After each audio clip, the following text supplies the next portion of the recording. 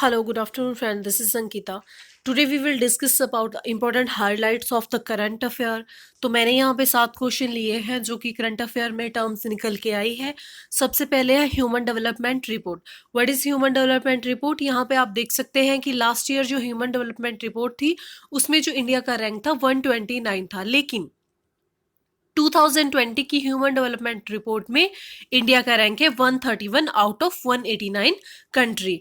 The next one is, और ये human development report को कौन निकालता है? यूएनडीपी।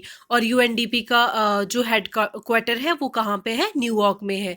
और यूएनडीपी की स्थापना कब हुई थी? 22 नवंबर 1965। That is, this is static GK. The next one is what is DDC? Why DDC in news? It is District Development Council. ये न्यूज में क्यों है? क्योंकि आपने देखा होगा 370 आर्टिकल हटने के बाद JNK में पहले इलेक्शन हुए हैं। वहां पे जो था DDC पहले टर्म इंट्रोड्यूस नहीं थी, अब लेकिन DDC टर्म को इंट्रोड्यूस किया गया है सितंबर मंथ में, इसीलिए ये न्यूज में है। डीडीसी की फुल फॉर्म क्या है? District development council. What is who is Rajachari? Rajachari का नाम न्यूज में क्यों आ रहा है? क्योंकि राजाचारी जो है इंडिया एस्ट्रोनॉट है। इंडिया एस्ट्रोनॉट है जो कि नासा प्लस स्पेसएक्स ने जो क्रू 3 मिशंस प्लान किया है उसके लिए वो जो मेंबर सेलेक्ट कर रहे हैं उनके लिए जो भारतीय मूल के हैं वो है राजाचारी, इसीलिए इनका नाम बहुत ज्यादा इंपॉर्टेंट हो जाता है। नासा आपको पता है यूएसए की कंपनी है, स्पेस कंपनी है बेसिकली, और स्पेस एक्स एक प्राइवेट कंपनी है। ठीक है, next one is right to recall. ये राइट टू रिकॉल न्यूज में क्यों है? क्योंकि राइट टू रिकॉल को जो इम्प्लीमेंट करने वाला है, इसका बिल पास करने के विधानसभा में इनका बिल पास हो चुका है, और ये है जो लेटेस्ट है वो है हरियाणा। हरियाणा में राइट टू रिकॉल को पास कर दिया गया है।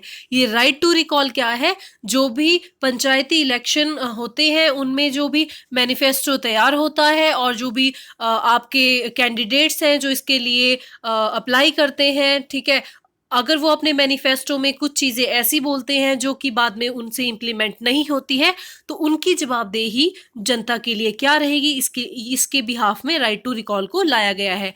मैं ब्रीफ में समझाऊंगी आपको। जैसे फॉर एग्जांपल कि कोई भी है जो पंचायती राज के लिए इलेक्शन के लिए खड़ा हो रहा है, मैनिफेस्टो में उन्होंने बहुत ही ब्रीफ डिस्कशन किया है कि मैं आपके लिए ये करूंगा वो करूंगा, मैं यहाँ कुएं बनाऊंगा, तालाब बनाऊंगा, स्कूल बनाऊंगा, लेकिन बाद में आपको ऐसा होते हुए नहीं दिख रहा है, तो जिन्होंने उनको इलेक्ट किया हुआ है वही 50% वोट से उनको मतलब वापस हटा सकते हैं। तो राइट टू रिकॉल हरियाणा में पास हो गया है। ठीक है, तो और इसके लिए जो हटाने के लिए जो मेंबर चाहिए होंगे वो 2/3 चाहिए होंगे, मतलब 50% मेंबर चाहिए होंगे। What is ओटीटीपी?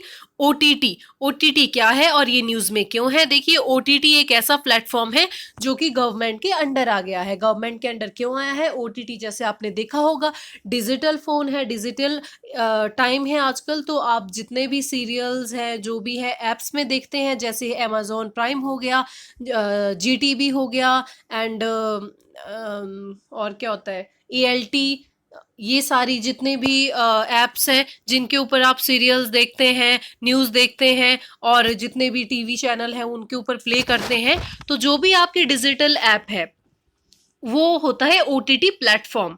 ठीक है, आपने देखा होगा कि अभी लॉकडाउन के दौरान सिनेमा घरों में मूवीज नहीं रिलीज की गई, वो ओटीटी प्लेटफॉर्म के ऊपर रिलीज करी गई। तो ये होता है ओटीटी प्लेटफॉर्म। ये गवर्नमेंट के अंडर आया, तो क्यों आया?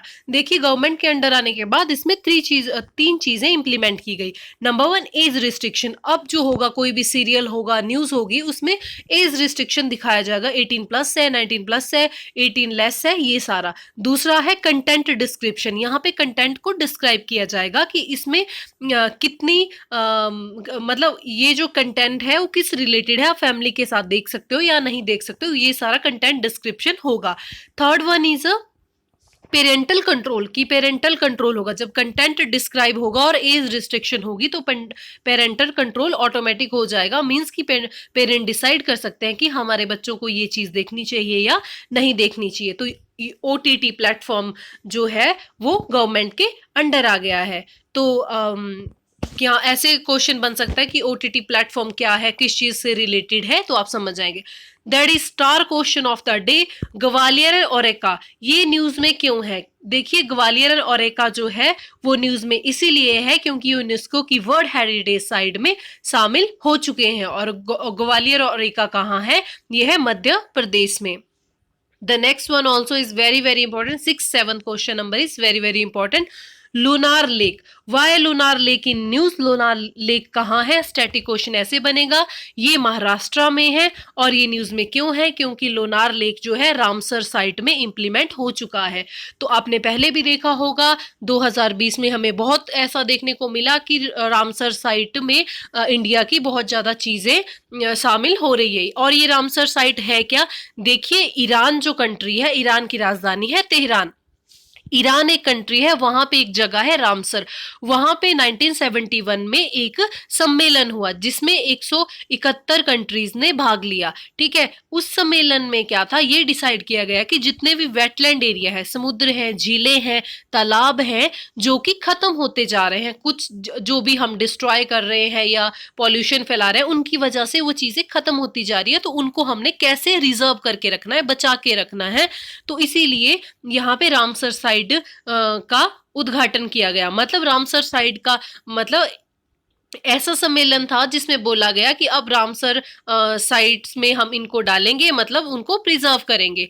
तो इंडिया की पहले 10 आ चुकी थी, ठीक है, पहले 27 थी, फिर +10 हुई। आपने देखा होगा, अगर आपने 5-6 महीने 4 महीने पहले का करंट अफेयर देखा है तो फिर 37 हुई और अब 38 होगी। और लोनार लेक कहाँ है? अगर स्टैटिक पॉइंट ऑफ व्यू से देखा जाए तो ये महाराष्ट्र में है। रामसर साइट में स्टैटिक जीके से क्वेश्चन बन चुका है कि रामसर साइट जो है 1971 में ये हुआ था और जो कंट्रीज है, टोटल कंट्रीज है रामसर साइट से जुड़ी हुई, वो 171 है। और जो इम्प्लीमेंट हुआ था रामसर साइट का वो हुआ था 1975 में। थैंक यू फ्रेंड्स, ये था आज के लिए। कल न्यू हाइलाइट्स लेके आपके सामने आएंगे। Please subscribe the channel.